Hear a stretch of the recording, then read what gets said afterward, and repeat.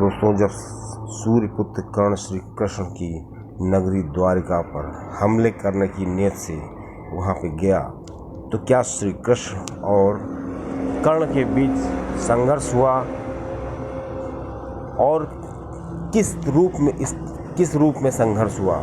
दोस्तों, ऐसी ही जानकारी के लिए आप हमारा चैनल सब्सक्राइब करिए मेजर टिप्स सिग्नम और लोगों को शेयर भी करिए ज़्यादा से ज़्यादा। दोस्तों, श्री कृष्ण जैसा महान योद्धा द्वापर में नहीं था, क्योंकि श्री कृष्ण जी स्वयं भगवान के अवतार थे। वो चाहते तो चुटकी भर में किसी भी योद्धा को बिल्कुल मसल सकते थे। दोस्तों, श्री कृष्ण में अपार बल था और दोस्तों वो किसी भी रूप में अपने आप को साबित कर सकते थे, लेकिन दोस्तों उन्होंने सिस्टमेटिक वे से अपनी लीला की और जहाँ पे जैसा हुआ उसी तरह से अपना रूप दिखाया। लेकिन दोस्तों ये भी सच है कि एक बार कर्ण श्री कृष्ण की नगरी द्वारिका पर आक्रमण करने के लिए गया। आखिर दोस्तों कर्ण क्यों आक्रमण करने के लिए गया वहाँ पे, और श्री कृष्ण जी ने उसके आक्रमण का कैसा जवाब दिया। दोस्तों, एक बार की बात है, जब कौरव वन में विहार करने गए हुए थे तो गंधर्वों ने उन पर आक्रमण कर दिया। गंधर्वों ने कौरवों को परास्त कर दिया। दोस्तों, गंधर्व बहुत वीर होते थे, उनको मायावी विद्याओं का बहुत ज्ञान था और कौरवों पर जब अचानक हमला हुआ तो कौरव में दुर्योधन को बंदी बना लिया गया था। दोस्तों, उधर गंधर्वों का राजा जो चित्रसेन था, उसको कई विद्याएं आती थी, कई तरह के वो प्रयोग जानता था। दोस्तों, इन्हीं विद्याओं के बलबूते उसने ऐसा किया। दोस्तों, इतना ही नहीं, लाखों गंधर्वों ने कर्ण पर भी आक्रमण कर दिया और कर्ण का धनुष तोड़ डाला और कर्ण को युद्ध में पीछे जाना पड़ा। दोस्तों, जब कर्ण पीछे चला गया तो दोस्तों इसी समय कर्ण का जो नाम था वो भगोड़ा पड़ गया और उसकी काफ़ी फजीहत हुई थी। दोस्तों, कर्ण उस समय विजय धनुष नहीं रखता था। उसके पास विजय धनुष था लेकिन वो रखता था, लेकिन उस समय नहीं था। दोस्तों, कर्ण ने कभी भी विजय धनुष का प्रयोग नहीं किया। कर्ण ने महाभारत के 17वें दिन ही विजय धनुष का प्रयोग किया था, जो अर्जुन के विरुद्ध किया था। और दोस्तों, उसको परशुराम जी का शाप भी था कि जब भी तुम्हें अपनी शक्ति का प्रयोग करने का जो समय आएगा तो तुम भूल जाओगे, क्योंकि उसने श्री परशुराम जी से छल से विद्या प्राप्त की थी। अब दोस्तों बात फिर वहीं पे आ जाते हैं। कर्ण और दुर्योधन जो थे गंधर्वों के द्वारा बंदी बना लिए गए। उस समय जो अर्जुन थे उन्होंने गंधर्वों से कर्ण और दुर्योधन को बचाया और कर्ण तो आपको बता ही चुके हैं, कर्ण को भगोड़ा साबित हो गया था। दोस्तों, कर्ण अपनी छवि को सुधारने के लिए उन्होंने सोचा क्या करें, इस कारण उन्होंने अपने खोए हुए सम्मान को प्राप्त करने के लिए दिग्विजय यात्रा करने का प्लान बनाया। दोस्तों, इस दिग्विजय यात्रा में क्या होता है कि आसपास के सभी राजाओं को नतमस्तक करना होता है और अपने अधीन करना होता है। दोस्तों, जब कर्ण विजय यात्रा पर जा रहा था तो पांडव उसमें वनवास में थे और अज्ञातवास उनको हो गया था। दोस्तों, दुर्योधन ने भी एक बहुत बड़ा यज्ञ किया था, उसको वैष्णव यज्ञ कहते हैं। दोस्तों, वैष्णव यज्ञ जो होता है एक बहुत आम आदमी नहीं कर सकता है, काफ़ी इसमें जो है सिस्टम की ज़रूरत पड़ती है। दोस्तों, पहले कर्ण ने अपनी दिग्विजय यात्रा के दौरान पांचाल के राज्य के जो राजा थे द्रुपद, उस पर आक्रमण किया। दोस्तों, कर्ण ने द्रुपद को युद्ध में बंदी बना लिया और अपना जो राज्य था, हस्तिनापुर का जो राज्य था, उसके अधीन कर लिया।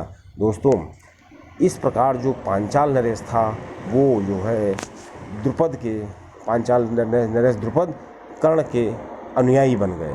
दोस्तों, उसके बाद विजय जो रथ थी, उसका जो विजय यात्रा थी वो आगे बढ़ती गई और भगदत्त नामक पराक्रमी राजा के साथ उसकी भिड़ंत होनी थी। वो उसको भी परास्त करना चाहता था। दोस्तों, वो बहुत ही बुजुर्ग था, जो भगदत्त काफ़ी बुजुर्ग थे और दोस्तों किसी के अंदर साहस नहीं था कि उनसे इतनी जल्दी लड़ाई करे, क्योंकि दोस्तों उसके पिता नरकासुर थे और जो नरकासुर थे उनको वैष्णव अस्त्र का ज्ञान था और उन्होंने वैष्णव अस्त्र दे दिया था। दोस्तों, वैष्णव अस्त्र जिसके पास होता है वो किसी कोई भी अस्त्र उसको काट नहीं सकता है।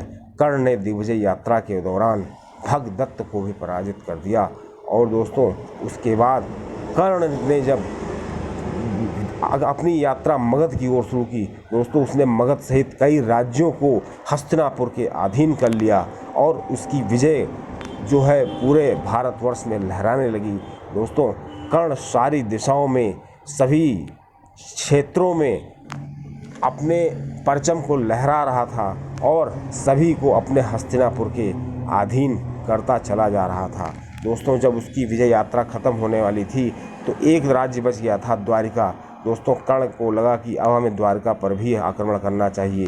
दोस्तों कर्ण ने सोचा कि हम द्वारिका पर आक्रमण करेंगे तो श्री कृष्ण जी और बलराम जी से हमारा सामना होगा। इधर दोस्तों जो इंद्रदेव जी थे उनको लगा कि ये जो आक्रमण करने जा रहे हैं उसकी खबर उन्होंने पहले ही दे दी श्री बलराम जी को। बलराम जी को लगा कि यादवों पर कौन हमला करने जा रहा है और बलराम जी बहुत क्रोधित हो गए। उन्होंने कहा कि अगर कर्ण ने ऐसा किया तो उनकी अर्थी यहीं उठेगी, मैं अपने हल से तहलका मचा दूंगा, मैं उसको बर्बाद कर दूंगा, उसकी अर्थी उठा लूँगा। दोस्तों बहुत ज़्यादा नाराज़ हो रहे थे। दोस्तों जब ये चीज़ श्री कृष्ण जी को पता चली तो दोस्तों श्री कृष्ण जी ने बहुत समझाया अपने बड़े भाई बलराम जी को। बलराम जी से कहा कि पहले आप पूरा माजरा देख लें कि हो सकता है कर्ण हमसे लड़ाई करने ना आ रहा हो सकता है कि कोई और बात हो, आप इतनी जल्दी क्रोधित न हो। लेकिन बलराम जो जी थे उनको बहुत गुस्सा आया, वो बिल्कुल पीछे हटने का नाम ही नहीं ले रहे थे। लेकिन दोस्तों श्री कृष्ण जी ने जब बहुत समझाया कि मैं कर्ण को जानता हूँ अच्छी तरीके से कि वो एक पराक्रमी योद्धा होने के साथ साथ एक विनम्र योद्धा भी है और उसकी विनम्रता को मैं अच्छी तरीके से जानता हूँ। दोस्तों हुआ क्या कि इस तरह बातें चल ही रही थी कि इतनी देर में कर्ण की सेनाएं और इधर श्री कृष्ण जी की जो सेनाएं थी वो आमने सामने आ गईं। दोस्तों देखने वाले तो लग रहा था कि अब प्रलय हो जाएगी। दोस्तों जब दोनों सेनाएं आमने सामने आ गईं तो श्री कृष्ण जी ने और श्री बलराम जी ने अगुवाई की। दोस्तों श्री कृष्ण जी ने मौका दिया कर्ण को कि देखें वो क्या करता है। दोस्तों श्री कर्ण ने क्या किया, अपने तरकस से 2 तीर निकाले और जब से 2 तीर निकाले बलराम जी बहुत उत्तेजित हो गए। बलराम जी ने कहा देख रहे हो कान्हा, इसकी इतनी हिम्मत कि मेरी ही धरती पर आकर के और आपके सामने त्रिलोकी नाथ के सामने ये तीर चलाने की हिम्मत कर रहा है। तो कान्हा मुस्कुराए। कान्हा ने कहा कि अभी आप देखते जाइए क्या होता है। दोस्तों ये तो जानते ही थे श्री कृष्ण कि बलराम जी अकेले ही पूरी सेना से निपट सकते हैं। दोस्तों शेषनाग जी के अवतार थे। दोस्तों ये चीज़ दोस्तों कर्ण भी जानता था। दोस्तों वो जो तीर उसने चढ़ाए थे कर्ण ने, वो 2 तीर जैसे ही उसने पीछे करके संधान किया श्री कृष्ण जी और बलराम जी के ऊपर, दोस्तों थोड़ी ही देर में वो जो तीर थे वो माला के रूप में, एक गारलैंड के रूप में परिवर्तित हो गए। और दोस्तों वो माला जो थी एक श्री कृष्ण जी के गले में पड़ गई और एक श्री बलराम जी के गले में पड़ गई। दोस्तों जब ऐसा देखा उन्होंने तो वो काफ़ी प्रभावित हुए और श्री बलराम जी जो थे उन्होंने बिल्कुल भावुक हो गए और श्री बलराम जी ने कहा कि आपने श्री कृष्ण जी, कान्हा तुमने सही कहा था कि ऐसा नहीं है जैसा मैं सोच रहा था, जैसा हम लोग सोच रहे थे। श्री कृष्ण जी ने कहा मैं तो आपसे पहले ही कह रहा था कि कर्ण ऐसा नहीं है। दोस्तों फिर कर्ण ने कहा मैं, आप त्रिलोकीनाथ हैं और शेषनाग जी साथ में हैं, मैं आप लोग से कैसे बैर ले सकता हूँ, लेकिन मैं विजय यात्रा पे निकला हूँ। हस्तिनापुर के अधीन मैं आपको नहीं करना चाहता, मैं हस्तिनापुर में आपको मिलाना चाहता हूँ। मैं चाहता हूँ आप हस्तिनापुर की तरफ से का सहयोग करें, हस्तिनापुर का सहयोग करें।